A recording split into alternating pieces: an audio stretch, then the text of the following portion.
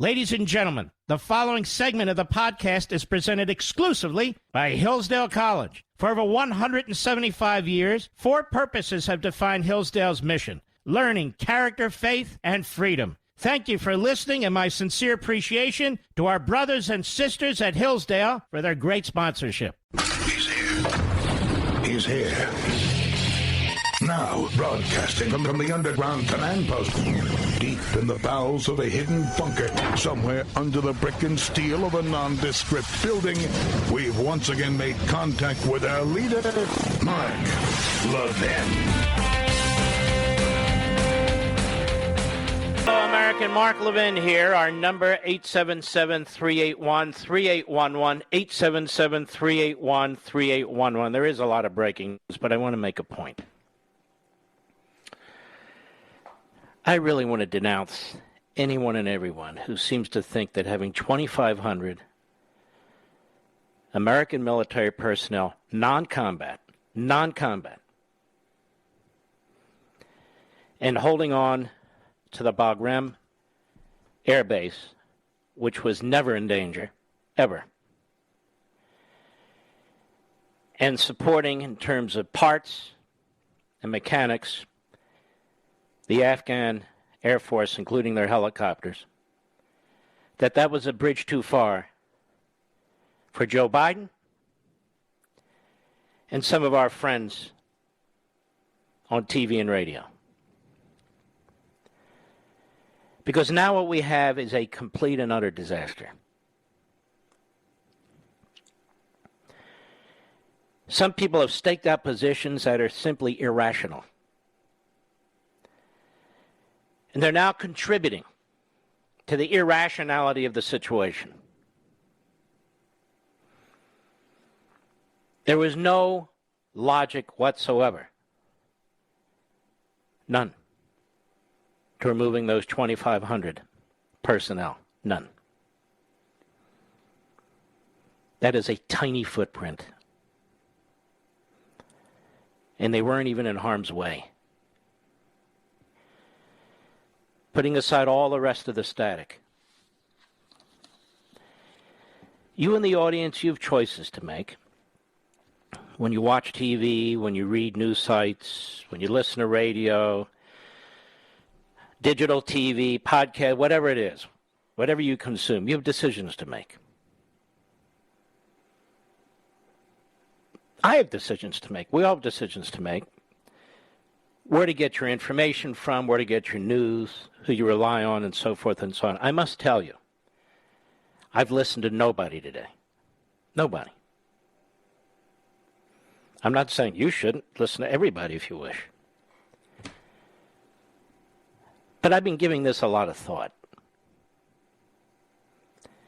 Anybody who tells you that 2,500 American military personnel, non-combat, in a huge country, who are protected away from the fighting,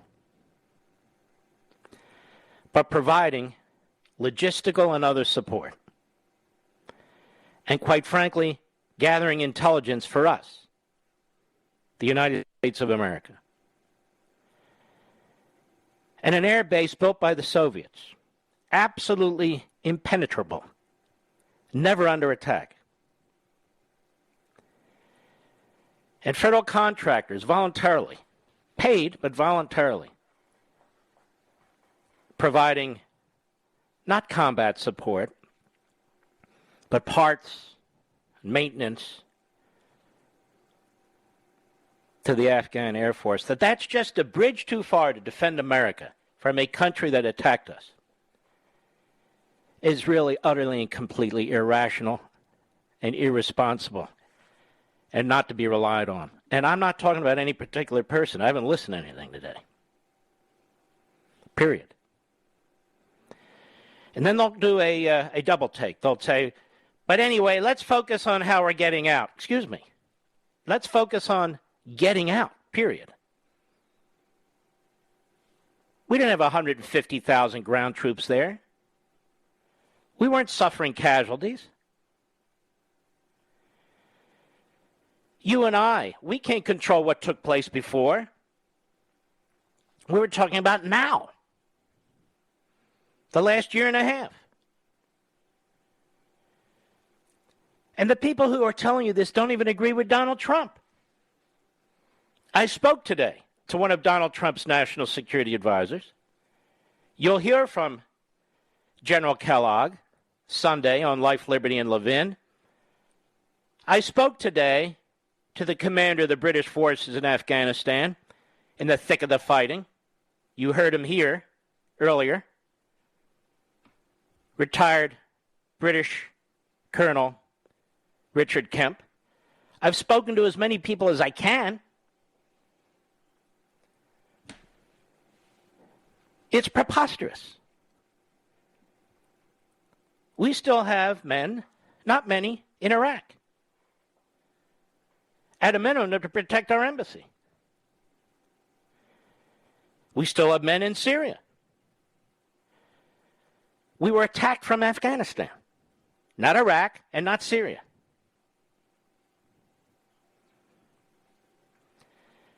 My great concern is for those who say, would you send your kids to war? Well, who would willingly send their kids to war? What kind of an argument is that? My concern now is for the men and women in our military whose job just became 1,000 times more dangerous and complicated. 1,000 times more dangerous and complicated. What are we going to do if we're attacked again from Afghanistan? Well, Mark, what are the ifs, ands, or... No, you had the plan for contingencies. What are we going to do if they invade Pakistan and try and acquire their nuclear weapons? What are we going to do if China now attacks Taiwan, which they're much more likely to do under these circumstances? What are we going to do? And the list goes on and on and on. Because scenarios have now developed that really were unlikely and in some cases unbelievable prior to now. Which will all result in many, many of our men and women in the United States military putting their lives at risk. Putting their lives at risk. People like to talk about strategy and tactics. They don't know anything about strategy and tactics. Nothing. Nothing.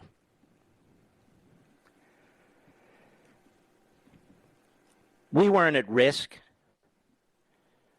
And those men and women, 2,500 or so, were at minimal risk. You're at greater risk this weekend in Chicago, in New York, in L.A., in Philadelphia, than those 2,500 were in Afghanistan. Well, it's gone on for 20 years, Mark. What's gone on for 20 years?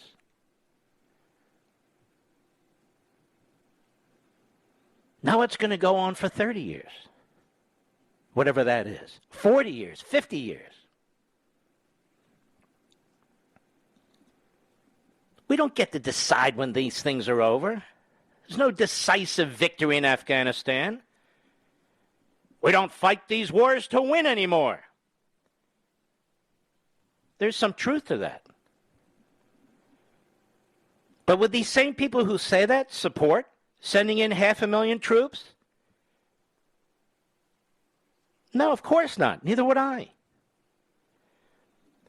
But if the threat is essentially neutralized, doesn't mean it can't happen, but essentially neutralized, wasn't that the point? Wasn't that the point? Forget about these generals and the neocons and the intelligence agencies. I'm talking to you.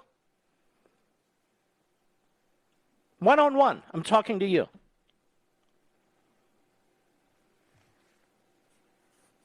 How are we supposed to fight terrorists? Hit them and leave? They don't leave, they're cockroaches. One replaces the next. The outcome in Afghanistan, before Biden did what he did, was about as good of an outcome as you could expect. I agree. You can't nation build in a country like Afghanistan, although we nation build in Japan, we nation build in South Korea, we nation build through the Marshall Plan. But I understand different cultures, different histories, of course. What did I say? The key word when it comes to our security and defense is prudence. Principle, and yet flexibility. Every situation isn't the same, even though there may be some overlap. In this guy, Milley, I think we have one of the dumbest heads of the Joint Chiefs ever. I truly do. He should be fired. He won't be. He should resign, and he won't. A disaster. To leave that air base the way they did. And he should have demanded that the commander-in-chief give them the resources to protect that base or resign. But he didn't. But he didn't. Come September 11th, it'll be 20 years since 9/11. And if you told me that the Taliban and Al-Qaeda would be stronger on the 20th anniversary than they were 20 years ago, I wouldn't have believed it. I wouldn't have believed that we would have done that to ourselves. Let us say we left under the best of circumstances, without the 2,500, without the air base, without the federal contractors and so forth. Under the best of circumstances. Does anybody really believe that Taliban and Al-Qaeda and the rest of them would have honored any agreement whatsoever? I don't.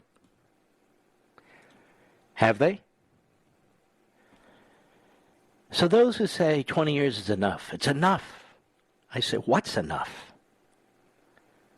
What are you talking about? 20 years is enough.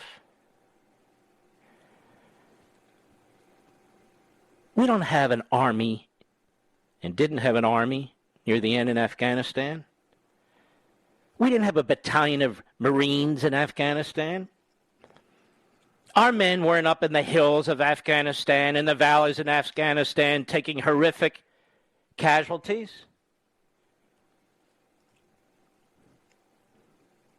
Of course, it's not a perfect situation.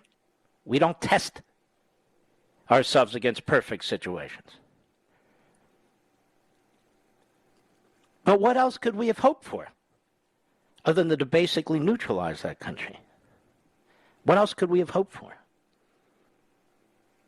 You see, we weren't doing the brunt of the fighting. The Afghans were. And as General Keane has said, as Colonel Kemp has said, as so many others who were on the ground there, commanding forces,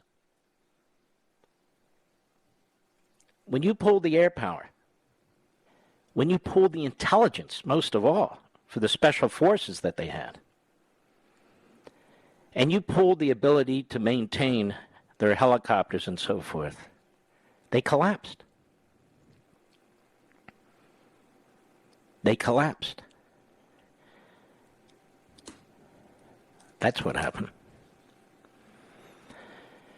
And they were told in advance, we have new information tonight. They were told in advance. We're getting lies and lies and lies now coming out of this administration, contradictions and contradictions. This just broke literally 20 minutes ago or so, like that an hour ago. Wall Street Journal confidential State Department cable in July warned of Afghanistan's collapse. About 24 State Department officials on Kabul sent an internal memo to Secretary of State Antony Blinken. And another top State Department official last month warning of the potential collapse of Kabul soon after August 31 troop withdrawal deadline. It was sent confidential descent channel warned of rapid territorial gains by the Taliban and the subsequent collapse of Afghan security forces, offered recommendations on ways to mitigate the crisis and speed up the evacuation. It's dated July 13, the cable. Clearest evidence yet, the administration was warned by its own officials that if it did what it was going to do, it would result in what it's resulted in. I'll be right back. Mark Levin.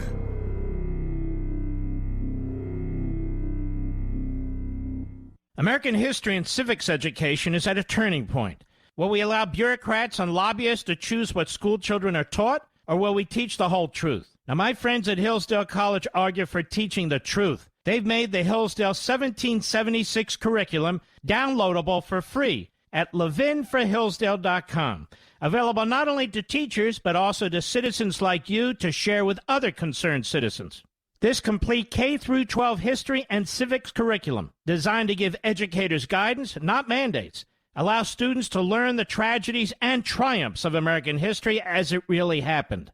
Our children deserve to be taught the truth through a sound curriculum that was created by teachers, not bureaucrats, and upholds the dignity of each individual. America's future depends upon an honest, candid look at our history. Download Hillsdale's 1776 curriculum for free today at ləʻvɪn.com. That's L-E-V-I-N for Hillsdale.com.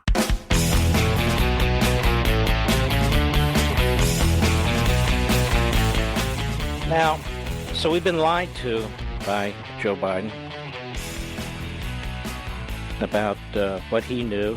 We've been lied to by the Secretary of State about what he knew. And there needs to be accountability for this. And the idea that in the middle of all this, we have potentially, we're not even sure, 15,000 American citizens who are in and around Kabul, other places in Afghanistan, that the enemy has surrounded the airport, that we have elements of the 82nd Airborne there, but they've been told to just guard the perimeter within the airport. How the hell are we going to get these people out? I speculated on this program yesterday, and I did on Hannity last night. Joe Biden is not going to send in the kind of military forces necessary to protect American citizens. Doesn't everybody agree at least we should protect American citizens? Or is that a bridge too far? So what's he going to do? I want to explore that with you when I come back.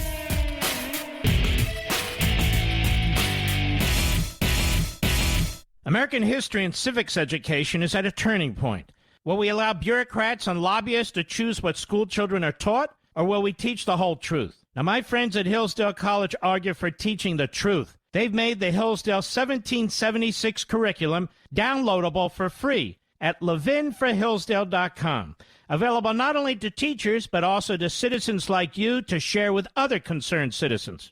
This complete K-12 history and civics curriculum, designed to give educators guidance, not mandates, allows students to learn the tragedies and triumphs of American history as it really happened. Our children deserve to be taught the truth through a sound curriculum that was created by teachers, not bureaucrats, and upholds the dignity of each individual. America's future depends upon an honest, candid look at our history. Download Hillsdale's 1776 curriculum for free today at ləʻvɪn.com. That's L-E-V-I-N for Hillsdale.com. America's most powerful conservative voice. The Mark Levin Show. Dial in now. 877-381-3811. I want to remind you folks that this was a NATO mission. And members of NATO were in Afghanistan too. And Biden didn't coordinate with NATO or any one of these countries. This has become a huge issue in France and Britain, Germany, and other countries.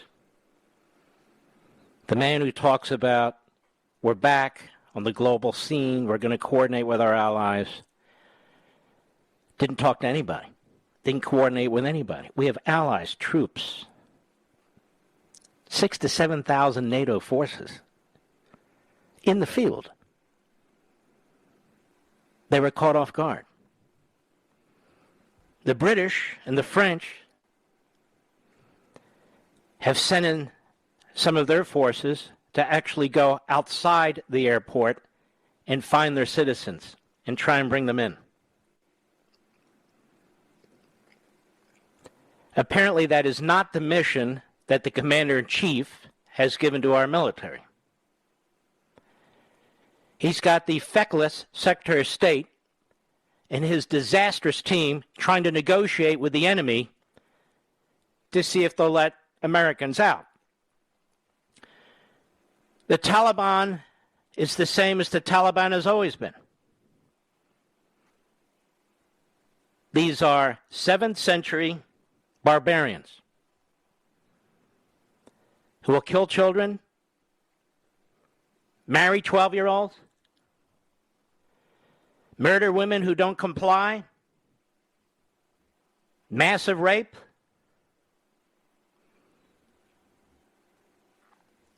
One of their leaders was asked, well, what kind of a political system are you going to set up? We don't set up a political system, he said. It's Sharia law. Sharia law. You're seeing little snippets of what's going on, shooting into crowds. You're not seeing what's going on far outside Kabul in the more rural areas where people are being slaughtered and executed and dismembered. Some burned alive. It's an amazing thing. There's almost no compassion by this president for any of this. Almost no compassion at all. It is sickening that a president of the United States shows no empathy at all. It's like the border. What's going on the border is grotesque. Our own border in our own country. He doesn't care. He doesn't care. It's as if he's still in his basement in Wilmington. I mean, he was at Camp David. I'm sure he'll rush back to Wilmington over the weekend. Now, Biden is hoping that your attention is going to pass. You'll get bored by all this. Your memories will be short. There was an article out where he said, we'll get through this. It's a crisis now, but we'll get through it. And once we're through it, people will thank him, he said, for getting us out of Afghanistan. We're not out of Afghanistan. Ever. Ever. Just because we don't have anyone there.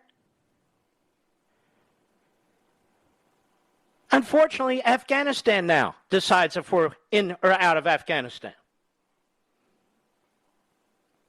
Depending on what they do directly against us or with allies of theirs against us.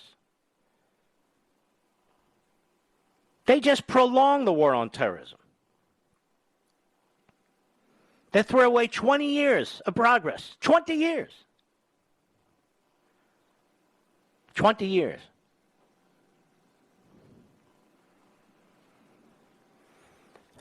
I'm always honest with you, straightforward. Maybe it's my heritage. Maybe it's, I think of the Holocaust. I think of that ship, the Exodus, that came to our shores and FDR turned it away. And how most of the people on that ship wound up in gas chambers.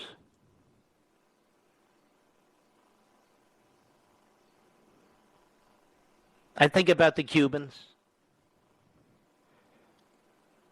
How they're prepared to die, to go on a raft or anything to get to the United States. I think about the Vietnamese, and by the way, great patriots came into this country after the fall of South Vietnam.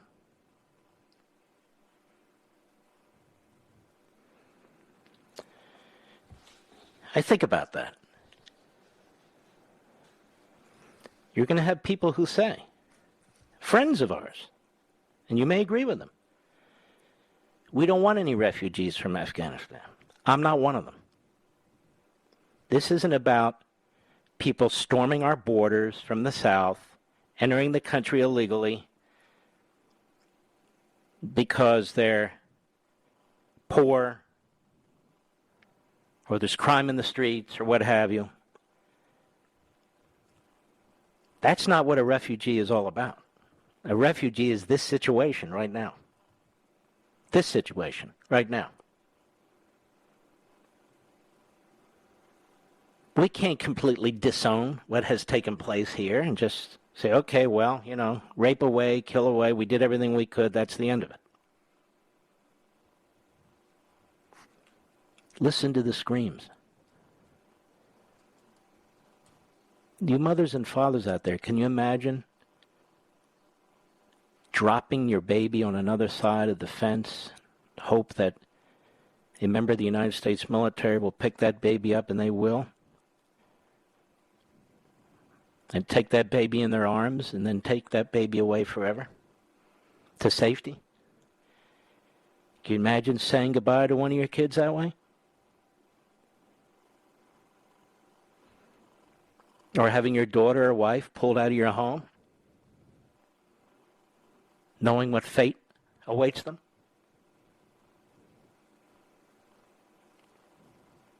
Or watching your son murdered right in front of you? There's a reason, as I said the other day, I use that phrase Islamo-Nazi. I use it to distinguish these animals from the Zudi Jassers of the world, from patriotic Muslims in our own country and other parts of the world. They slaughter their own people. Well, Mark, we can't be everywhere. Did I say we should be everywhere? Of course we can't be everywhere. And we're not everywhere. And we don't need phony arguments and platitudes. This is a reality right in our face right now.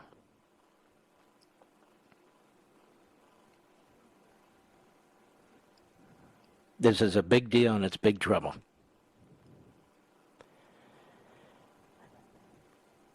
Look at this now, this story that's breaking. AP, Berlin. The foreign ministries of Germany, France, and Britain today expressed grave concern over the latest report by the UN's nuclear watchdog that said Iran continues to produce uranium metal, which can be used in the production of nuclear bomb. The IAEA in Vienna confirmed earlier this week that Iran has produced uranium metal enriched up to 20% for the first time, has significantly increased its production capacity of uranium enriched up to 60%. The production is prohibited by the 2015 nuclear deal known as the Joint Comprehensive Plan of Action, or JCPOA, which promises Iran economic incentives in exchange for limits on the nuclear program. Now, you all, and we knew this was never going to work. Obama made this deal. It was never treated as a treaty thanks to Bob Corker and Mitch McConnell and others who reversed the treaty clause and agreed to a deal in which we would need a supermajority to prevent Obama from doing this. This was the Obama-Biden-Kerry deal. Donald Trump knew it was a lousy deal. Former Prime Minister of Israel, Benjamin Netanyahu, knew it was a lousy deal. And now we have the wrong men in the wrong place. With a weak, feckless, dangerous leader who's already secured billions and billions of dollars for this regime while it's doing this. While Donald Trump was choking it and said they'll never get nuclear weapons under my watch. Does that sound like an isolationist? And yet there were people, these pacifists and neo-pacifists on TV and other places, who said, why is it any of our business? Listen to how stupid these people are. Stupid. ICBMs with nuclear warheads, where they're saying death to America is none of our business? With these Islamo-Nazis in Tehran, are they out of their minds? We're tired of fighting wars. Well, some wars, yes. But other wars need to be prevented before they start.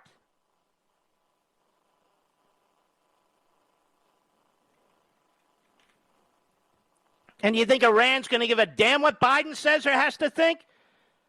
Or the phony Prime Minister of Israel? And that coalition? You talk about a stolen election. There's another one. Naftali Bennett? You know where Naftali Bennett's going to be next week? He's going to be at the White House talking about security with Joe Biden. How stupid is that man? What a fool. What an absolute fool.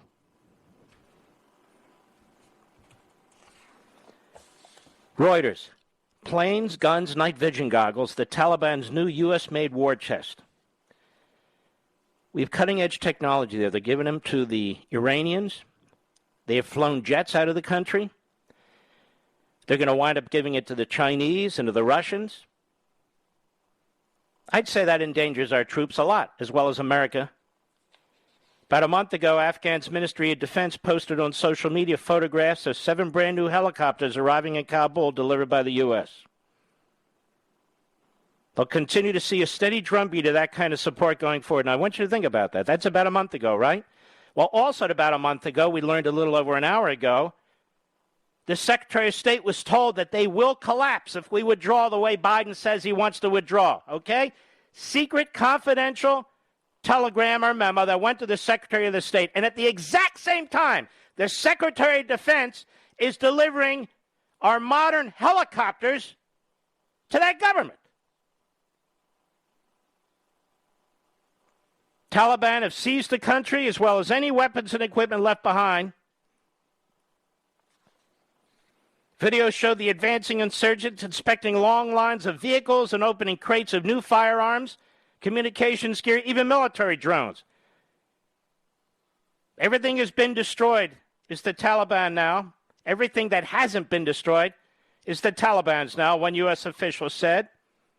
Current and former U.S. officials say there's a current concern those weapons could be used to kill civilians, be seized by other militant groups such as Islamic State, or to attack U.S. interests in the region, or even potentially be handed over to adversaries, including China and Russia. How are we going to get those back? We're not. We're not. So we have thousands of American citizens. God knows what they're thinking as we speak.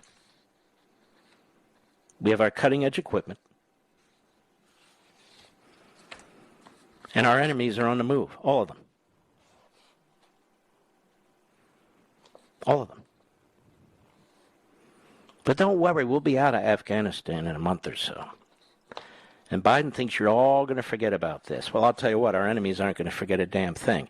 He's also done severe damage to NATO.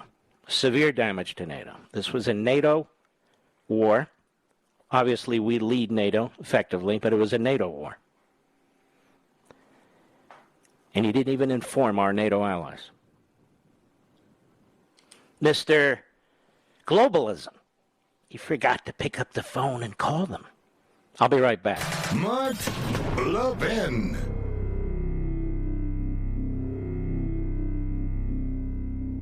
American history and civics education is at a turning point.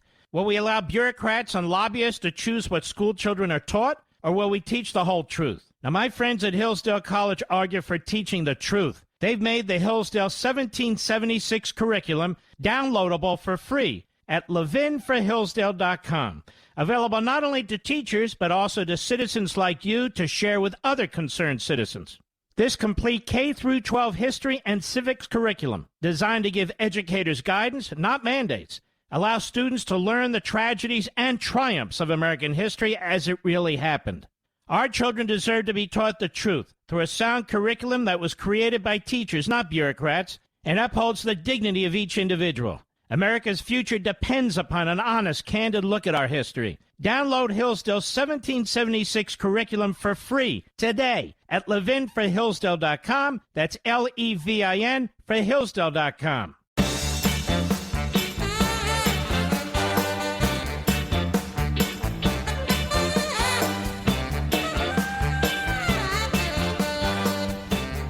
You know, Joe Biden thinks he's smart. That's the bizarre irony of this whole thing. He's the dumbest guy in any room he walks into. Will the people forget what took place here? It's not even over. He's counting on it. He's counting on it. Are the media going to let him get away with this? Oh, there's a little upset now, but in the end, I think they'll try to. Because remember, they hate us more than anything else on the face of the planet.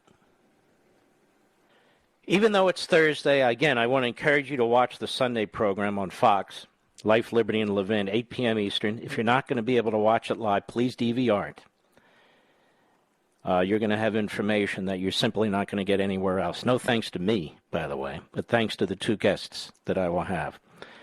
There's no opening monologue. I go right to the two guests, one at a time.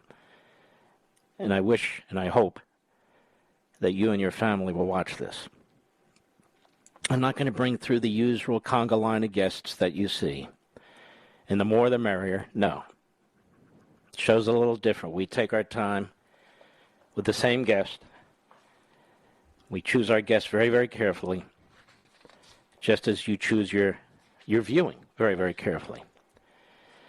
And I do need to mention this, because I'm obligated to mention this. There are 83 copies of American Marxism left that have been signed at premiercollectibles.com/Marxism. 83. No more. And when those 83 are sold, there will be no more.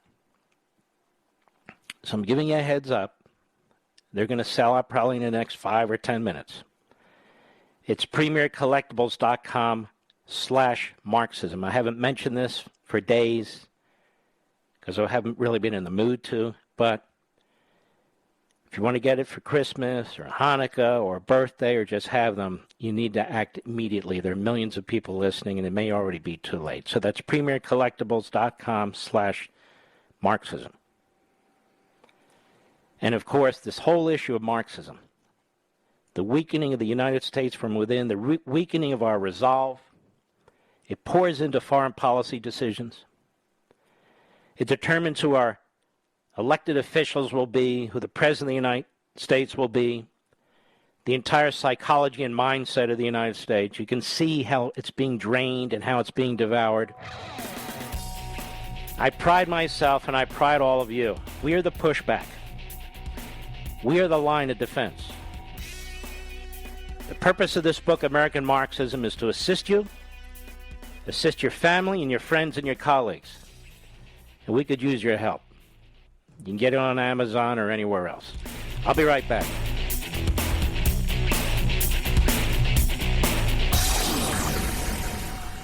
He's here. He's here. Now, broadcasting from the underground command post, deep in the bowels of a hidden bunker, somewhere under the brick and steel of a nondescript building, we've once again made contact with our leader, Mark Levin.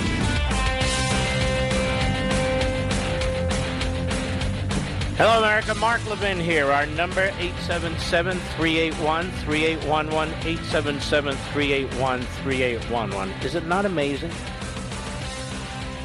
that there wasn't a single press event at the White House today when we have 10,000 or so American citizens in Afghanistan? Because they don't know what to say. They don't know what to say. They hope it'll pass. They're counting on the Praetorian Guard media. And so Joe Biden goes to one of his favorite Democrats, George Stephanopoulos, on Good Morning America. Here in part is what happens. Cut one, go. There's no good time to leave Afghanistan. 15 years ago would have been a problem. 15 years from now. The basic choice is... Okay, let's stop a minute. If you're going to leave Afghanistan, then you need to do it with some level of competence and efficiency. Now, the vast majority of you listening to me are not in the military and have never served in the military. So those of you who have and are, listen, but I want to talk to the others. Even given the fact that you are a pedestrian like me, even given the fact that you are purely a civilian like me, would it occur to you to pull out most of the military before you have taken out most of your civilians, Mr. Producer? Do you have to go to West Point to figure that out? Do you have to go to the Naval Academy and all the... Do you really need to be experienced in military tactics and so forth, to know that you got to get the citizens out before you start pulling out the military? And I mean this in all seriousness. So what's he going to do? I'll tell you what I think is going to happen. Others have already started regurgitating it when I mentioned it to you yesterday and also on Hannity last night. I bet they pay to get him out, or they try to. They just paid the Iranians through the South Koreans and others billions and billions of dollars to come back to the negotiating table. What did that Islamo-Nazi regime do? It's dragging their feet. It's getting even more aggressive. Because they know they'll do whatever they want and Biden's not going to do a damn thing about it. And now they're moving at breakneck speed to have their nuclear warheads on their ICBMs. Hello, America. Hello. You elect Barack Obama. You install Joe Biden. This is what you get.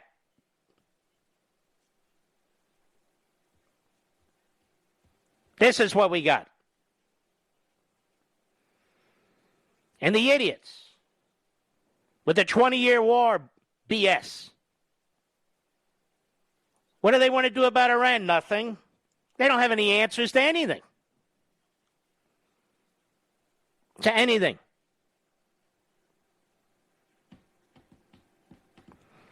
Donald Trump was doing a hell of a job. He was choking off the economy in Iran. He warned them, you're not getting nuclear warheads. He took out their top maniac. Now look, but he tweeted, ladies, his tweets, you know, the tweets, that we just couldn't handle the tweets. Go ahead. And your sons and your daughters to war in Afghanistan. Now, have you noticed how the capitulation and appeasement wing, even within the Republicans, say exactly what Biden does? You want to send your sons and daughters to war? Nobody wants to send their sons and daughters to war. We have an all-voluntary army, not a draft. But that said, those sons and daughters in uniform, those brave men and women in uniform who are still in active duty, they are more threatened today than they were yesterday. They are more endangered today than they were yesterday. So those who create provocation, those who empower our enemies, it is they who are going to get more of our sons and daughters killed. It is they who are going to provoke more battles and more wars. There's evil in the world. I can't control that. You can't control that. Look at the last 100 years alone. Look at the last 100 years alone. Mao, Hitler, Stalin. There's been more death in the last 100 years than any time in world history. Any time in world history.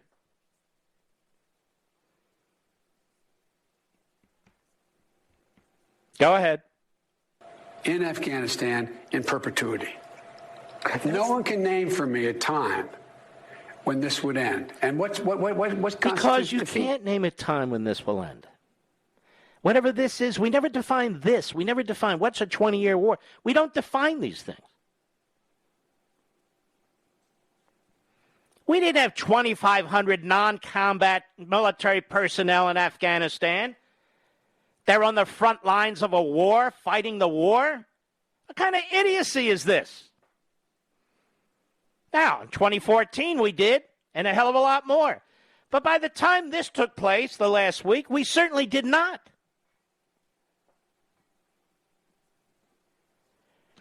So the people who say these things are lying to you. They're not even capable of discussing this truthfully and honestly.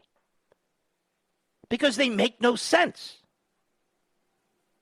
They make no sense. Go ahead. Of the Taliban. What constitutes defeat? Would we have left then? Let's say they well, maybe it's not a matter of constituting victory or defeat, as I've said over and over and over again.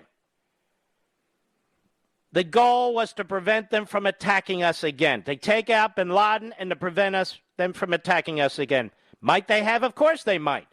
You do the best you can. Nothing's perfect. But so far, so good. What's the alternative? What is the alternative? To hunker down? They hit us already. They showed they could do it. And we have a more porous border now than ever before. Ever before. We have the TSA, fine. But the border's open.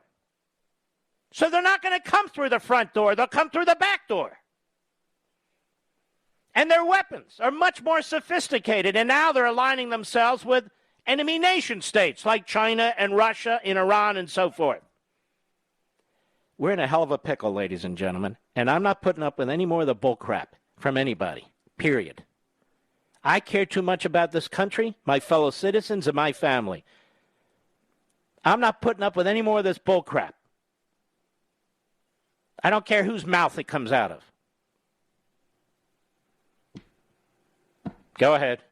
Okay. Do we leave then? Do you think anybody, the same people who think we should stay, would have said no, good time to go? We spent over $1 trillion, George. 20 years. There was no good time to leave. But if there's no I keep hearing that, too. Here's a man who's spending trillions and trillions and trillions of dollars, hundreds of billions of which have been stolen by foreign actors and so forth. Now he's worried about, we'd spend $1 trillion over 20 years. $1 trillion over 20 years to the Democrats is nothing. But I don't know, $1 trillion, $500 billion, $250 billion. I'm talking about where we were a week ago, 2 weeks ago, a month ago, 2 months ago. Go ahead. No, you're going to have to leave eventually. Why not have everything in place to make sure Americans to get out, to make sure our Afghan allies get out, so we don't have these chaotic scenes in Kabul? Number one, as you know, the intelligence community did not say back in June or July that, in fact, this was going to collapse like it did. All right, stop right there. He's a liar. I opened the show with breaking news from the Wall Street Journal about a cable that was sent to the Secretary of State from individuals, government officials, in Afghanistan. It's headline, Confidential State Department cable in July warned of Afghanistan's collapse. They knew exactly what was going to happen. He didn't care. They didn't care. Which is why this is a shocking betrayal by this president against however many citizens of the United States are in Afghanistan. In addition, of course, to the people we worked with, and in addition, of course, to our NATO allies, who we didn't even coordinate with. You don't coordinate with our NATO allies. You don't get our citizens the hell out of that country. You shut down our main air base, our only air base that was left. Just remember what he said. I want to get our military out of Afghanistan. So I'll ask you folks, all the loudmouths on TV and radio and in the press, I'll ask you folks, should we get every American citizen out of Afghanistan? I think most of you will say yes. Well, we have two choices, neither of which might work. Should we pay them off with billions of dollars in order to get them out? Or should we send in a significant military force for whatever period of time is required for the purpose, the sole purpose of getting them out? Which should we do? Because those are the choices. And there's actually a binary choice. Those are the two choices. There's nothing in between.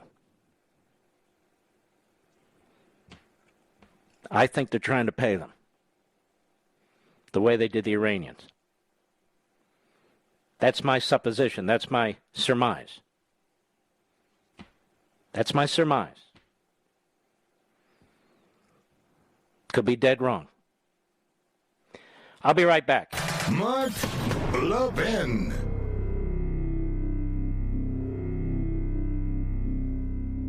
Over 2,000 of you, my listeners, made the switch from overpriced wireless carriers to Pure Talk over the past few months. We want the rest of you to join us and to see what we're talking about. If you're with AT&T and Verizon or T-Mobile, your family could save over $800 a year just by switching to Pure Talk. You get great coverage, you can keep your phone and your number, and you'll save a fortune. Pure Talk is the top-rated wireless company by Consumer Affairs with the absolute best consumer service team based right here in America. Does that sound good? Well, it gets better. Right now, get unlimited talk, text, and 6 gigs of data, just $30 a month. And if you go over on data, they don't charge you for it. They don't care.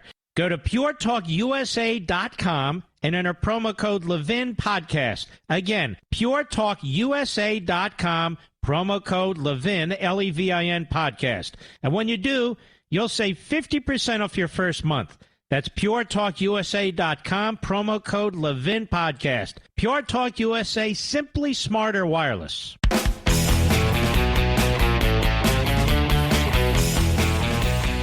More Biden on Good Morning America. Cut 2, go. Still a lot of pandemonium outside the airport. Well, there is, but look, but no one's being killed right now. Nobody's being killed right now. We're dealing with a man who is beyond redemption. Oh, he's getting the reports. People are being slaughtered. Nobody's being killed right now. He deludes himself. Go ahead. Wrong about that, but no one's being killed right now. We got 1,000 somewhere, 1,200 out yesterday, a couple thousand a day, and it's increasing. So we got 300 Americans out yesterday. 300. Our C-17s, which are massive planes, are leaving half empty. The form that you have to fill out, or the email that you need to send filling out the form to the Department of State, is outrageous red tape. Outrageous. I read it to you last night. Go ahead. We're going to get those people out. But we've all seen the pictures. We've seen those hundreds of people packed into a C-17. We've seen Afghans falling. That was 4 days ago, 5 days ago. What did you think when you first saw those pictures? What I thought was we have to gain control of this. We have to move this more quickly. We have to move in a way in which we can take control of that airport. See, I want to remind you folks of something. This man has never managed a 7-Eleven, which is not an easy task. He gets out of law school. He cheats his way through law school. He winds up in the Wilmington City Council. By the skin of his teeth, he knocks off an incumbent, relatively old gentleman, Republican senator. At the age of 29, he's sworn in at the age of 30. He spends virtually his entire life as a so-called legislator in the United States Senate. Then he's plucked by Obama, who has the same amount of executive experience, none, as his vice president. He's given a couple of tasks, like building relations with China. He was a disaster. Shovel-ready jobs never happened. ISIS, disaster. Never really managed anything. Then he becomes president of the United States. And he chooses as his vice president somebody who has less experience than he does. Less experience than he does. Go ahead. But you don't think this could have been handled, this actually could have been handled better in any way? No mistakes? No, I don't think it could have been handled in a way that we're going to go back. The man just said we need to get on top of this faster. Did he not, Mr. Producer? And now he says he couldn't have handled it better? That's why he keeps getting the hook. That's why they don't want him in front of the press, because even the Praetorian Guard, Democrat Party press, he's trying to figure out how to address this. I'm sure Jim Acosta has a lot of questions to ask. Aren't you, ladies and gentlemen? Maggie Haberman. Who's that puke? So many of them. Jeremy Barr. Where's Jeremy Barr today, Mr. Producer? Jeremy. Where's Salon? Oh, Salon. Yeah, that commie rag. Where is it? It's nowhere. Cut three, go. What happens now in Afghanistan? Do you believe the Taliban have changed? No. Let me put it this way. I think they're going through sort of an existential crisis about, do they want to be recognized by the international community as being a legitimate government? I'm not sure they do. But look... No, folks. These are terrorists.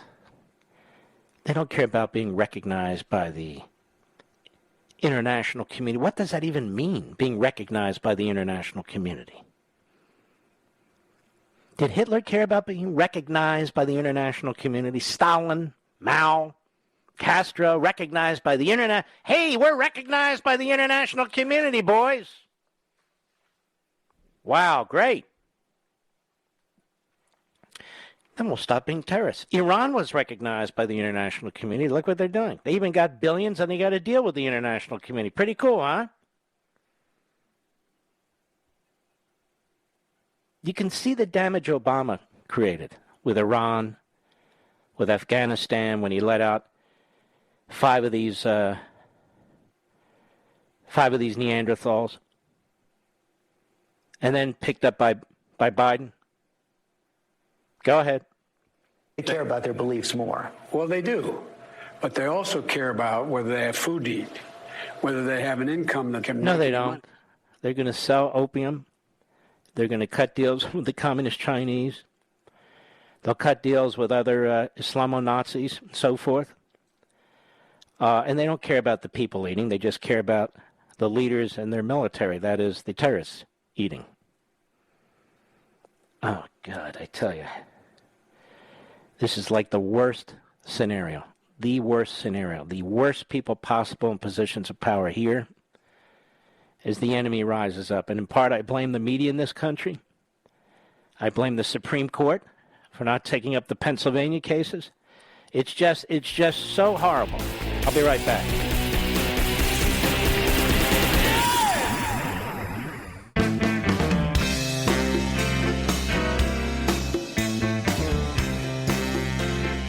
When the going gets tough, a tough get. Mark Levin. Call him now at 877-381-3811. Let me ask you folks a question. You're very smart. You're the smartest people out there.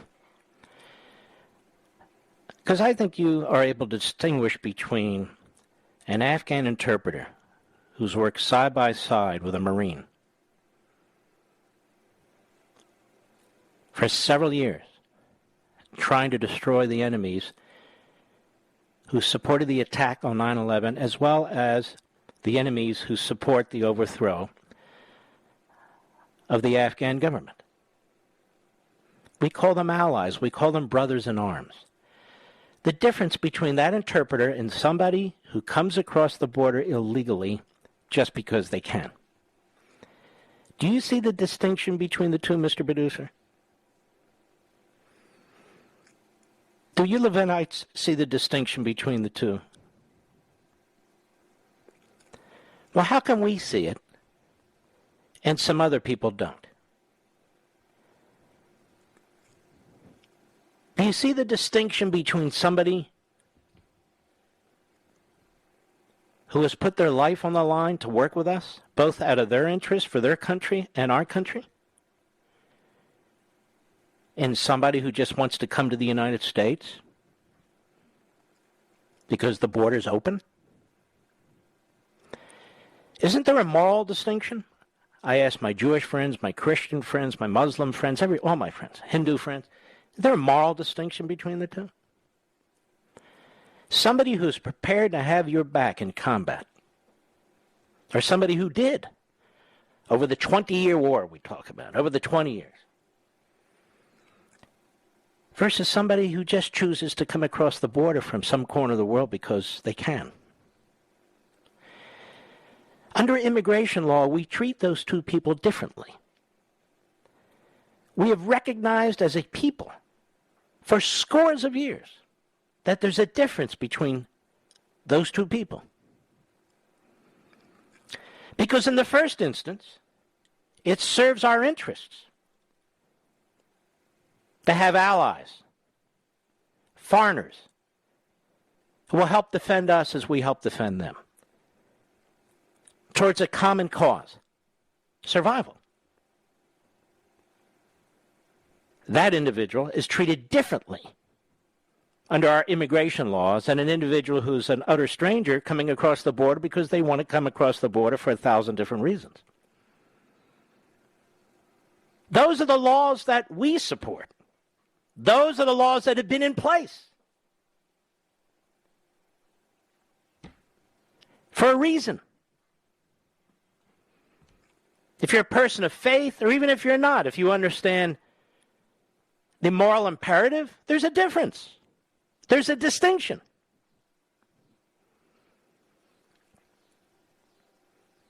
And when you know that that person in arms with you during the worst of times, if we are unable to defend that person in the end, they will be killed. That's an imperative. As opposed to somebody crossing across the border willy-nilly and you send them back and they keep trying to cross 5, 6, 8, 10 times, who won't be killed when they're sent home. We as a people have forever recognized the distinction. Do we not recognize that today?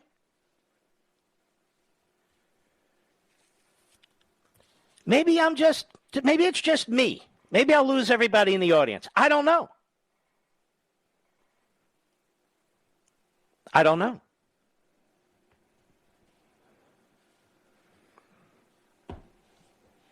And I'll bet you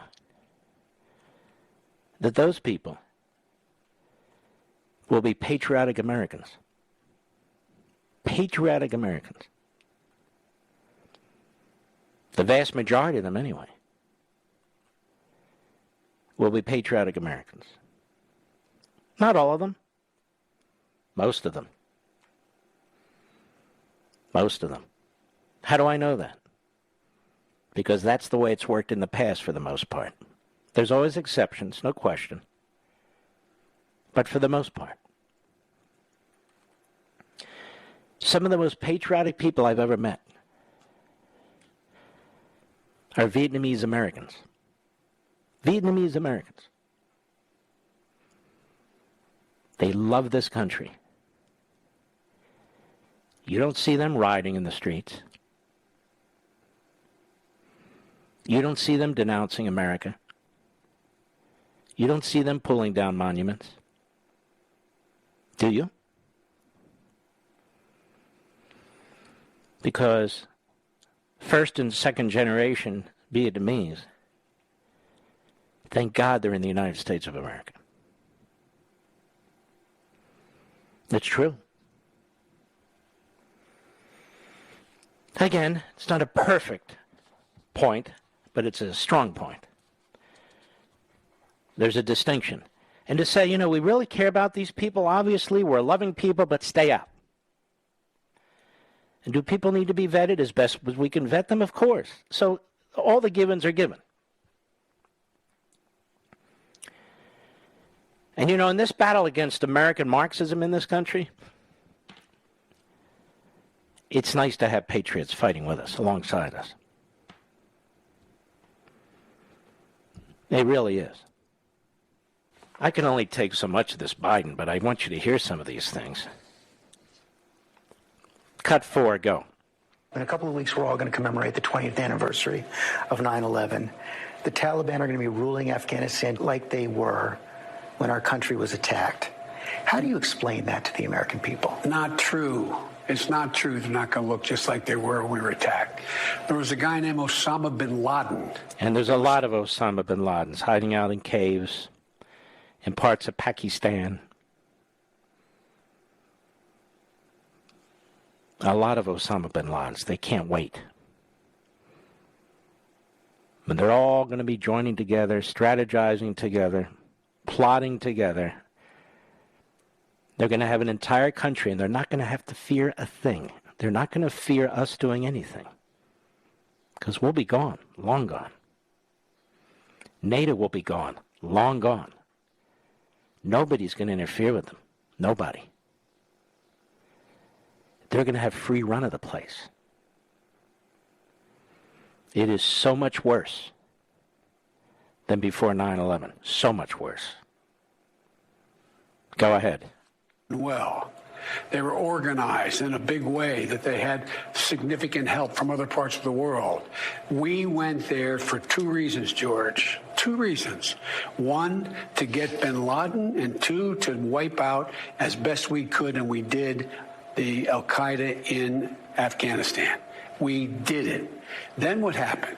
We began to morph into the notion that instead of having a Stop. Whatever else you say has nothing to do with the question. Whether it morphed into something else or not. He said, good question. The couple of weeks we're going to commemorate the 20th anniversary of 9/11, the Taliban are going to be ruling Afghanistan. Like they were when our country was attacked. How do you explain that to the American people? And he hasn't, because he can't. He can't. Cut 5, go. But the idea, if I had said, I had a simple choice.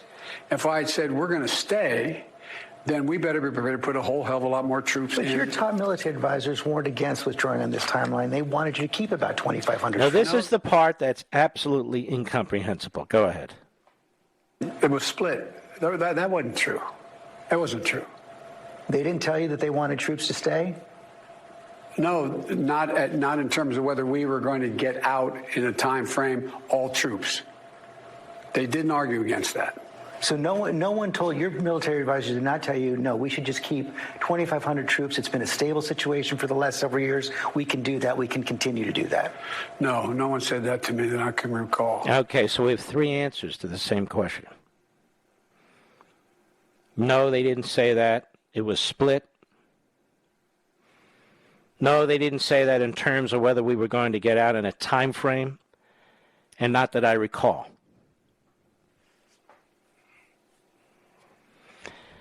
I want to thank the 489 former retired generals, admirals, and national security advisors of both parties for signing a letter endorsing Joe Biden as Commander-in-Chief for President of the United States.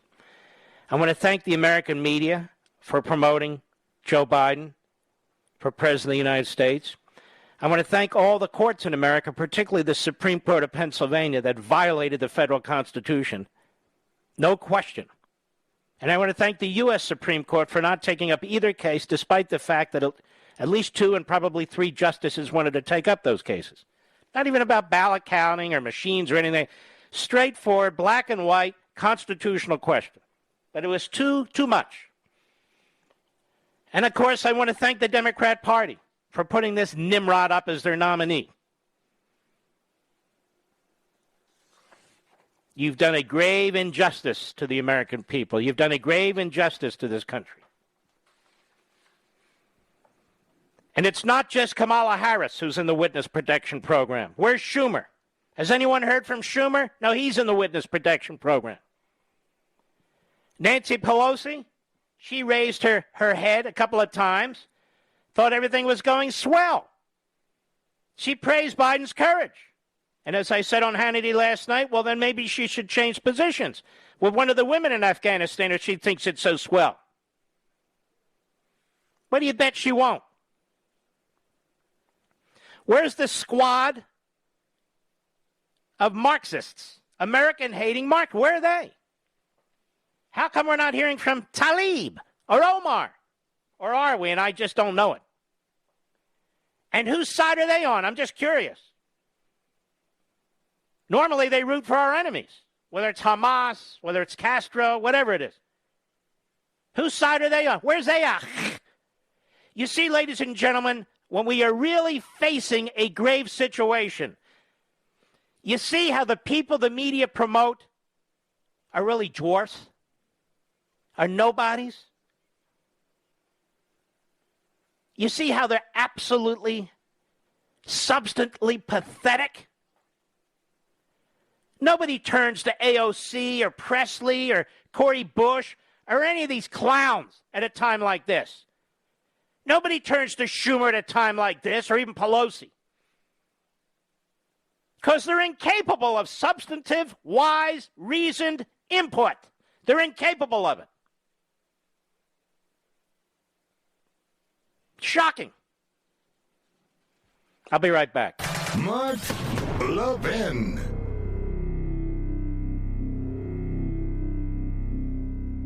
Over 2,000 of you, my listeners, made the switch from overpriced wireless carriers to Pure Talk over the past few months. We want the rest of you to join us and to see what we're talking about. If you're with AT&T and Verizon or T-Mobile, your family could save over $800 a year just by switching to Pure Talk. You get great coverage, you can keep your phone and your number, and you'll save a fortune. Pure Talk is the top-rated wireless company by Consumer Affairs, with the absolute best consumer service team based right here in America. Does that sound good? Well, it gets better. Right now, get unlimited talk, text, and 6 gigs of data, just $30 a month. And if you go over on data, they don't charge you for it. They don't care.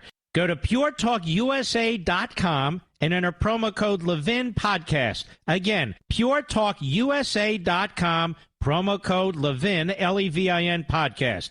And when you do, you'll save 50% off your first month. That's puretalkusa.com, promo code Levin Podcast. Pure Talk USA, simply smarter wireless.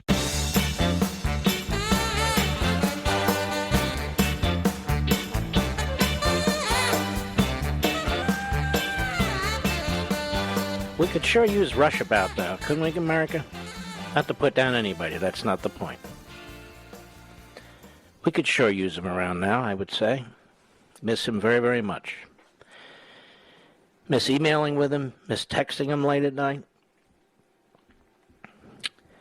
Miss my father and mother at a time like this. And I know what they would say to me. They'd say, fight on. Fight on. My dad used to tell me after a Hannity appearance here at 2, or when I would get particularly worked up, he would call me and he would say, wow, you really gave him hell, son. I'm proud of you. That's what he would say. I want you to hear from Clarissa Ward, a CNN reporter, one of the few who are actually reporters. Cut 8, go. Is the panic. The lack of clear information. The rumor mill is in overdrive. There's hysteria. You have Taliban fighters with whips, with guns. Now, let me just say she's in Afghanistan. Go ahead.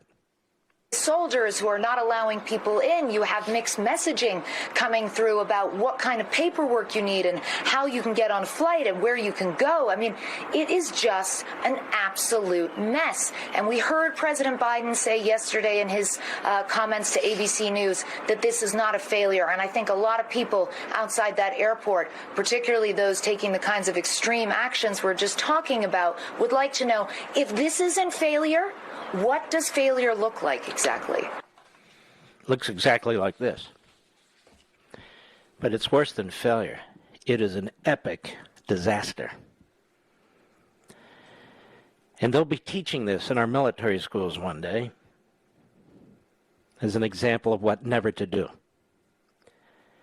And General Austin is Secretary of Defense, and General Milley is the head of the Joint Chiefs of Staff. Will go down in history, but especially military history, as utter and complete disasters. And if they believe they weren't given the resources they need from their commander-in-chief, then they should have resigned. That's what they should have done. I'll be right back.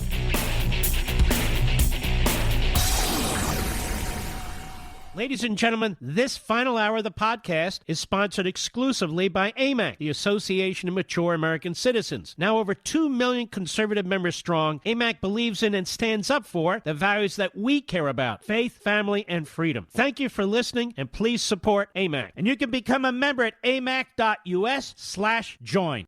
He's here. He's here.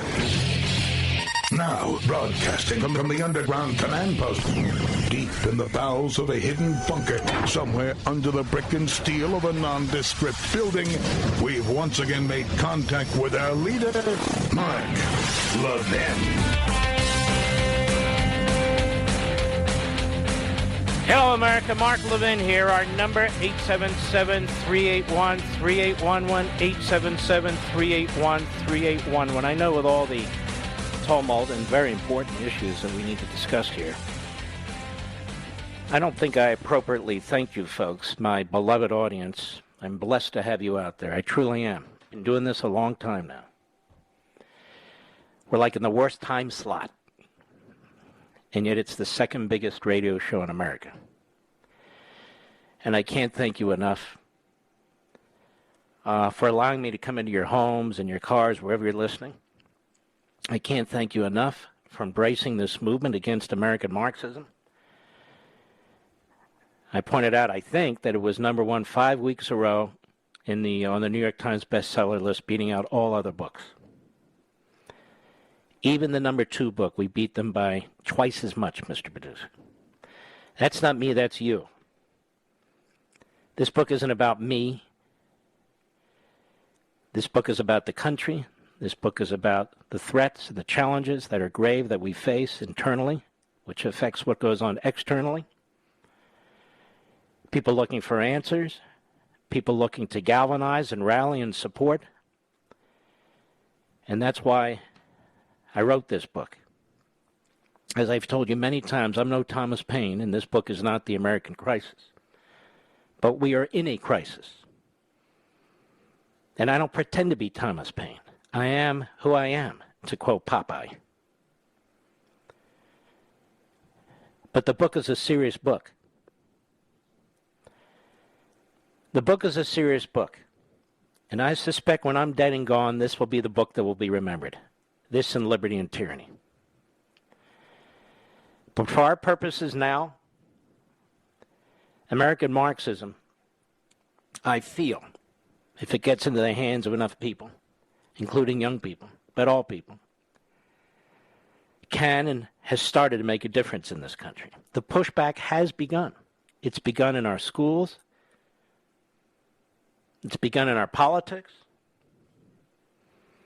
It needs to begin in our colleges and universities. And that's going to be up to you. I can write it and I can talk about it, but it's going to be up to millions and millions of you to spread the word. I've tried to make it as easy for you to do so as possible. I don't mean writing an easy book. I mean to make it as easy for you as possible. The book is priced at $16.80 a copy on Amazon, with delivery to your door the next day. That's the best I can do. I spent 16 months writing this book. And really, in the big scheme of things, big deal, right? That's true. But I just want you to know I gave every word in this book a lot of thought.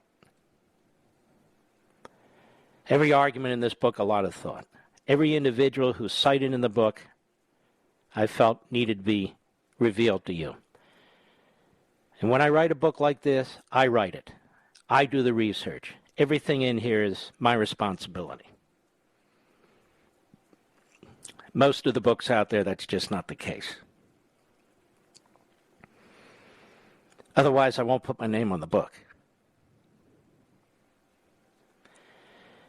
There's almost 8,000 comments on Amazon now. Almost 8,000 comments. 5 stars. Even though the left has done its best to infiltrate and undo it, you have overwhelmed them.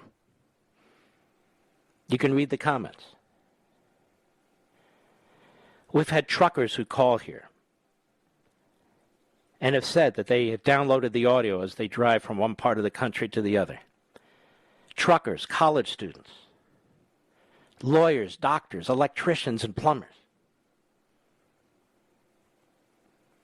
People from all walks of life, all races, all backgrounds.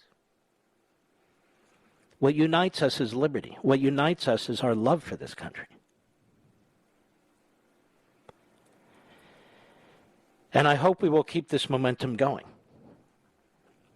I know there's a point at which the book itself won't keep going, but the momentum needs to keep going. And I know many of you are sending your kids off to college now, whether it's their freshman year or their senior year. I think you can give them a little help. Say, you know what? You're going away. We'll keep in touch. But I want you to take this book with you. And just do me one favor. You can say to your kid, please read it. Please be prepared. You parent activists and taxpayer activists out there who are going to school board meetings and meetings of supervisors, I want to thank you too. It's obvious you're engaged. It's obvious you care. I have the best audience because you wouldn't be here if you didn't believe in this country and you didn't believe in liberty. You have better things to do at this time of the day and the time of the night. I get it. And I'm deeply blessed by you. And I feel a deep connection to you. And this is really the only format where that can take place. Look, I have my TV show. I think it's an important TV show. I do TV differently. I have my digital platform that I helped found. It's very, very important. But it's radio. It's radio where we can have the deepest connection. And it's a book like American Marxism, where I can expand on my ideas and talk about what's going on in this country without interruption of any kind. And the written word is potent. It has a greater potency than the spoken word. Why, I'm not sure, but it just does. It just does. You know, radio allows for imagination. Television, you've heard it, about a picture and 1,000 words. But a book that you read, or the audio of a book, leaves an imprint in your mind. It's different. It's different.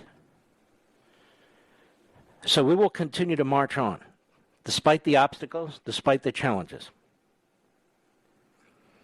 And I think once you acquire your copies of American Marxism, once you read it, or have family members read it, it's going to help. It's going to help you. It's going to help the country. I know this to be the case because people I meet on the street or at a restaurant or at the Reagan Library or wherever, you tell me this. The comments on Amazon, you tell me this. And I want to thank Amazon and the retailers for keeping an inventory of this book to make it available to any one of you who wants to acquire one. Any one of you. Even Hudson now has stepped up. That's a good thing. So they've printed 1.1 million copies of this book. We've sold now up to date about 850,000 of copies of the book in all platforms, ebook, hardcover, audio. It's amazing how little public, or should I say official public attention it receives. We don't care. We don't care. There's literally almost 1 million of you who have this book in one form or another, who are reading it, at least in part. That's a big army of patriots. I wish I could get it to 2 million, but apparently I don't have that power. It's okay. But I'm hoping we'll continue this march together. I'm hoping you'll acquire your copy, and I want to thank you And I want to thank you for what I know many of you are going to do once you acquire it and once you read it. I want to thank you. And given all the events swirling around, there really isn't a good time to do this, so I just made the time to do it. I'll be right back. Mark Levin.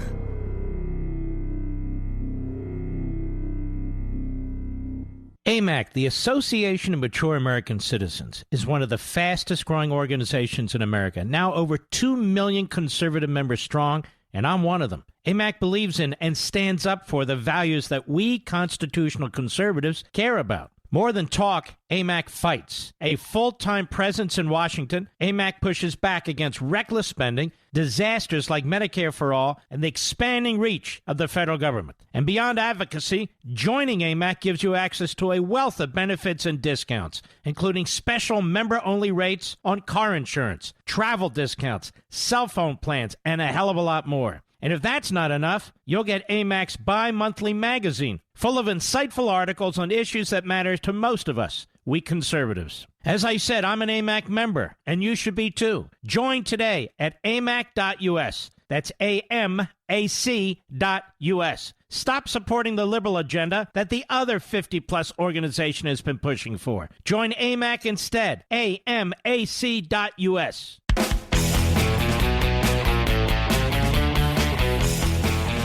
Let's go to Ryan, Washington State, on the Mark Levin app. Ryan, how are you, sir? Go right ahead. Doing well, Mr. Levin. It's a pleasure, more than a pleasure, to speak with you, sir. Thank you. I've listened to you for quite some time now. I spent just over 13 years in the Marine Corps, served 2 tours in Iraq. God bless you. Once I got out of the, thank you, sir. Once I got out of the Marine Corps, the current company that I work for right now, I've done 3 tours to Afghanistan. 2 of those tours were in Kandahar, and I visited Bagram quite a few times. But yeah, we've been. It's really driving me crazy because myself and some of my other colleagues, we've actually been getting text messages on WhatsApp from some of the Afghan National Army guys that we've been training over the years, and it's really sad because they're sitting there begging us for something to do. They're like, "What can you do for us? What can you do for us?" Their words were, they are hunting us down specifically door to door because of the equipment that we trained them on. And it just it's extremely heartbreaking, and it's very demoralizing. And I'm just ashamed at what's going on here. I mean, it's tough. I mean, myself and a bunch of the other guys that I'm working with are, we're kind of having a hard time with this. It's emotionally hard, isn't it? You can't sleep at night over this. I wasn't even over there. I don't know any of these people, and I'm having trouble sleeping at night thinking about what's happening to these people. Yes, sir. There's a few gentlemen that I know by name that a buddy of mine, he said, "Oh, yeah, so-and-so contacted me." And I'm just like, yeah, I remember this guy. He's a great guy, great soldier. I'm like, have you heard anything else? He's like, no, after his last text message, I didn't hear anything. The last one that we got from them was they just said, "Sir, thank you very much for everything that you've done for all of us. We really respect and had a great time working for all of you." And then that was the last we heard from them. So it's a real blow to the gut. It really is. Do you think I'm wrong when I say people like that we should try and let them have them in the country as well? I mean, I want to get our citizens out. Obviously, that's a priority, but you have people saying we shouldn't let refugees in. These would be exactly the kind of people we want to bring into our country, are they not? Oh, I believe that 100%, sir. We had a few of our interpreters, I'd say about 3/4 of them were already American citizens. There was a few of them that were still trying to get their citizenship. I'm not sure. I haven't heard any status on any of those guys. But, a lot of these guys, they were really bright individuals. They were even asking us if they could possibly become instructors doing what we did over here, and then us, my company, sending them back into Afghanistan, and that wasn't really possible. But they're the caliber of people that they definitely would have had no problem filling the shoes of one of us over there doing the job that we were doing. They were pretty stand-up guys. Boy, oh boy. You have any thoughts about how these generals have handled this, and Biden and so forth? Oh, every time I hear former Vice President Biden's name, I just cringe. It just makes me sick. I don't understand. There's no possible way that anybody could not see this outcome. Pulling out the way that we did, and any one of my Marines when I was in the Marine Corps, any one of my junior Marines, I could have asked them, hey, what'll happen if we did this? And they'd be like, yeah, that would be a real bad idea. This and this and this would happen. I mean, all the way down to the to a buck private. They have the smarts to know better than to let anything like this happen. And I think it's criminal on all levels. Absolutely criminal. All right, my friend. I'm sorry you have to experience this, too. It can't be easy. And don't hang up. I want to send you a copy of American Marxism signed. I want to thank you for your service. I really do. And God bless you. What a fantastic patriot. Any other callers there I should consider, Mr. Producer? All right. Give me one. Steve, the great WBAP in Dallas, Texas. Steve, how are you, sir? Great one. How are you this evening? All right, buddy. Thank you. Hey, well, listen, everything that we're hearing, and I was saying this before I heard it on Lara Logan with Sean last night. Mm-hmm. We give up the military hardware to these guys. We put stuff there so that they're able to get it a week later. We don't get our people out. As the previous caller just said, or maybe he didn't say it directly, but I will. This was all done purposely. Like you talk about, are we going to pay the Taliban? Of course we're going to pay them. Well, that's my surmise, too. Yep. And it was planned to pay them. Mm-hmm. You ask, hey, have you heard from this person or that person? Where's Obama? Have we heard from Obama? No, he hasn't commented. But I assure you, he is the man or one of them behind the scene pulling the strings on this. Yes, a few Americans dying, that's collateral damage. They want to hand money over to these folks. They want America to suffer this horrible and embarrassing defeat, all part of the plan. General Milley, he knows that he's corrupted himself. You can see it by looking at his face. He knows that he signed a deal with the devil. He's stuck with these people. But, as Lara Logan said last night, and I just love the way she said it, the United States of America is the most powerful country in the world still. Mm-hmm. And we do not put ourselves in this situation unless this is what we wanted. And of course, they march Biden out there. He's a narcissist, but he's a feeble old man. They're throwing him to the wolves. I mean, by putting him out there with Stephanopoulos, of course, he's an unfeeling, unscrupulous, he really is human being. Mm-hmm. All right, my friend Steve. Good call. Don't hang up. We want to get you a copy of American Marxism, a signed edition, please. Don't hang up. I'll be right back.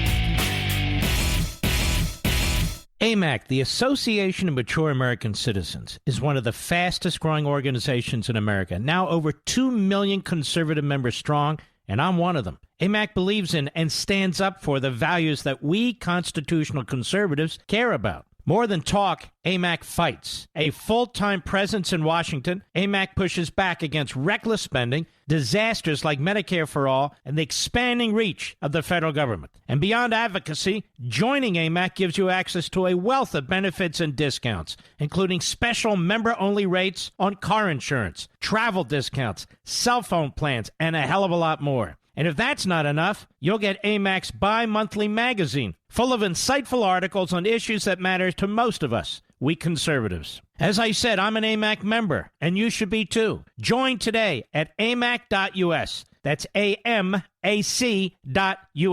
Stop supporting the liberal agenda that the other 50-plus organization has been pushing for. Join AMAC instead. AMAC.us.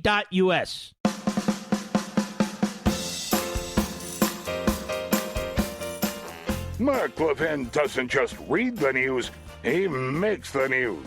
Call the Mark Levin Show now at 877-381-3811. I want to go to Sean, Syracuse, New York, who has served for 25 years on XM Satellite, our wonderful satellite station. How are you, Sean? I'm great. How are you, Mr. Levin? Very well, thank you. Well, we talked maybe a month ago when you talked about General Milley and the critical race theory and the white rage in the military and everything. And, so I really thank you for taking my call again. Thank you very much. No, it's my honor. So what I called in about, sir, was that what's going on, what's happening in Afghanistan, what's happening there in the last week. To me, anyway, it doesn't make any military sense. Mm-hmm. And to echo the last caller, the Marine who called in, mm-hmm. a private could have planned that mission better. And it's, to me, I just think there has to be some other motive. What do you think of this idea? And I could be wrong. I'm just throwing it out there. That Joe Biden micromanaged this. You know, everybody says he's a dummy, doesn't know this. He's all those things, but that doesn't mean he isn't capable of being very myopic and interfere in a potential military operation. What do you think about him, or maybe his chief of staff, Ron Klain, who is really the Svengali behind the throne, that some of these civilians who never served 1 second in the military were involved in making political demands of the military? Is that possible? Absolutely. And I kind of got the sense, I don't know the general's name, who was in a Pentagon briefing. It wasn't General Milley. He was a top guy. I just kind of got the sense that he didn't want to be there. He didn't want to. He seemed disgusted, that big guy. He seemed disgusted by the whole thing, didn't he? Yes. And I just got a sense, and I'm not a fan of General Milley with the critical race theory, but I don't think that he can't be happy with what's going on either. You know, no military person can be happy about leaving 11,000 Americans stranded behind enemy lines. And for the he spoke out against Trump. How come he doesn't? He ought to have at least the guts here. We have a lot of lives on the line here, I think, and I really believe this, that if they believe that they didn't have the resources and the personnel necessary to get this job done, and they were told too damn bad, then, there's a point at which you step aside, you object, and you make it known. Absolutely. I think he should have resigned at that time to make it known that he didn't agree. But again, it's my humble opinion, and other people too, other people in the military. But the commander on the ground in Afghanistan right now, when he sees British and French soldiers leaving the wire to go rescue their people. Yeah, they're sending in their commandos to go get their people.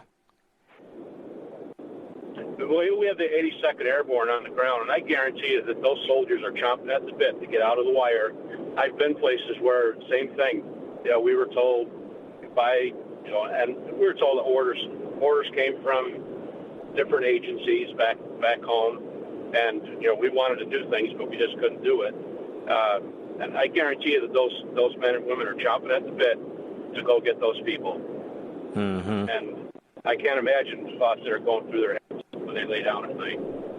You know, it's got to be awful. It's got to be horrific.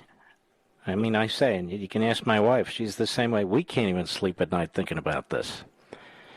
Because, it involves America. It involves American civilians. It involves American military. It involves our geopolitical and military position in the world. You know what's coming. You know that we're going to have... I don't even want to say it. It just puts us in an incredibly difficult position. The men and women of our military are going to be in greater danger than they've been any time in recent times because of what's taken place here. Our allies are in deep trouble. Taiwan, Ukraine, Israel, others. Even India, Japan. This is a big blow to this country. And you also have to worry that this isn't the so-called tipping point where we're in a state of decline, where the communist Chinese are in a state of advance. And you see, used to be 100 years ago that the British ruled the waves. Well, they don't anymore. We've had ancient empires that have collapsed. And America's the number one superpower in the world. That's not guaranteed. And we hollow ourselves from within with this American Marxist movement. We've got a lot of problems here. And so it's very difficult. And we got to rally. We can't be so dispirited that we can't do anything about it. Anyway, go right ahead. I'm sorry. Absolutely. I just bought your book right away. Thank you. Well, thank you. And by the way, I'm sorry. Go ahead. Well, yes, sir. Oh, our country's in a turmoil right now. Our economy is tanking. And I think about what usually happens when economies are going bad. Mm-hmm.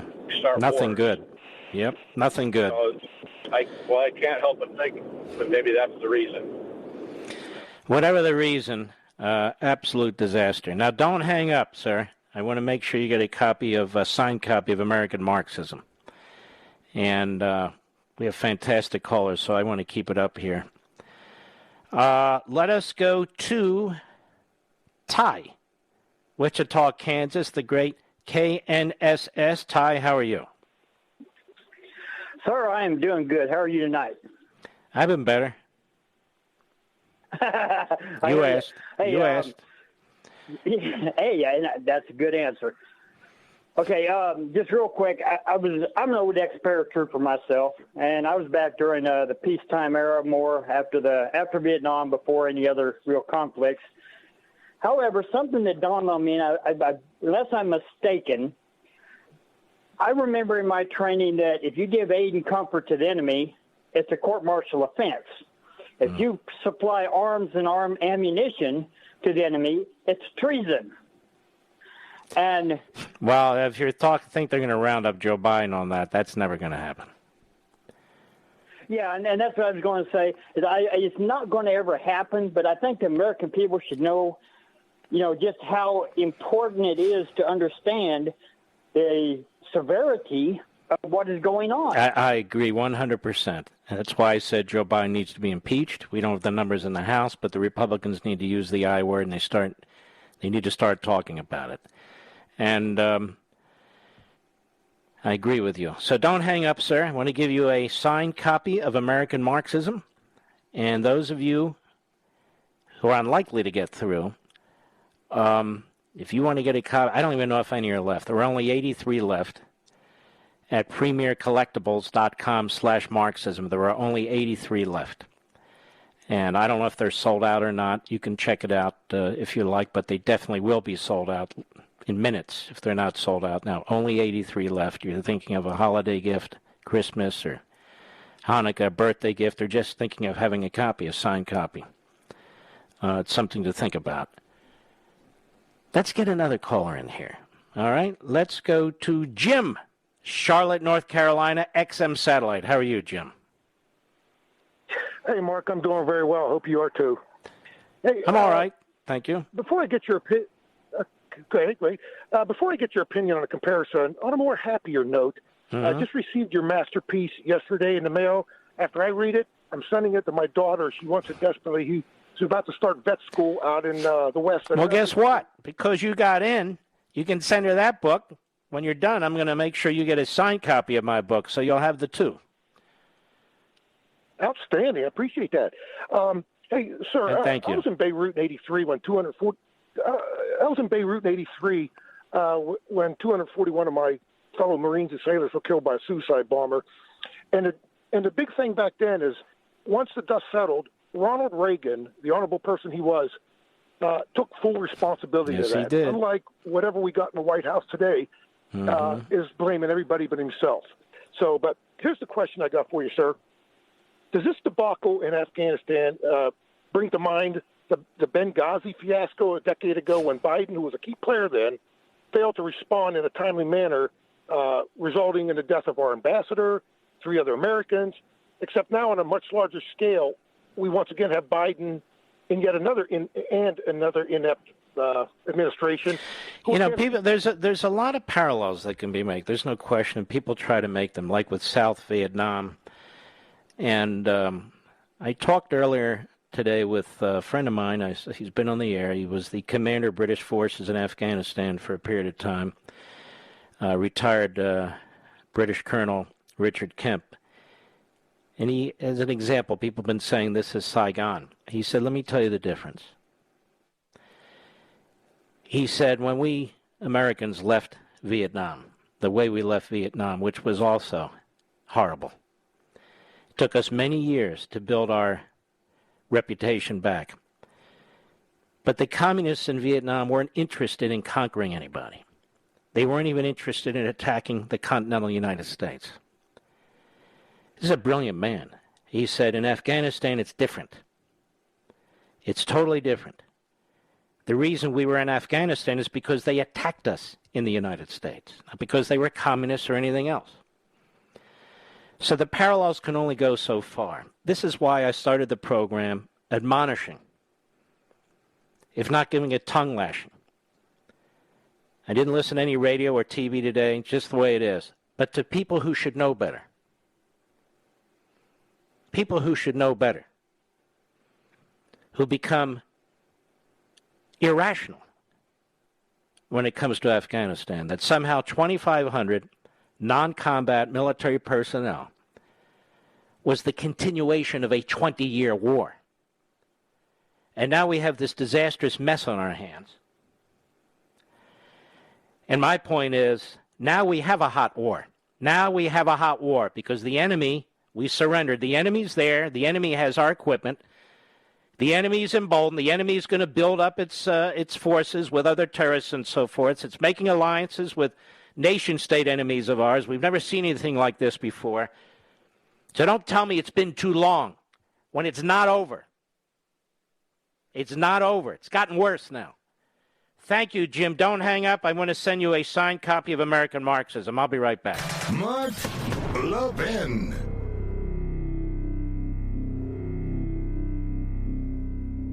AMAC, the Association of Mature American Citizens, is one of the fastest growing organizations in America. Now over 2 million conservative members strong, and I'm one of them. AMAC believes in and stands up for the values that we constitutional conservatives care about. More than talk, AMAC fights. A full-time presence in Washington, AMAC pushes back against reckless spending, disasters like Medicare for All, and the expanding reach of the federal government. And beyond advocacy, joining AMAC gives you access to a wealth of benefits and discounts, including special member-only rates on car insurance, travel discounts, cell phone plans, and a hell of a lot more. And if that's not enough, you'll get AMAC's bi-monthly magazine, full of insightful articles on issues that matter to most of us, we conservatives. As I said, I'm an AMAC member, and you should be too. Join today at amac.us. That's AMAC.us. Stop supporting the liberal agenda that the other 50-plus organization has been pushing for. Join AMAC instead. AMAC.us.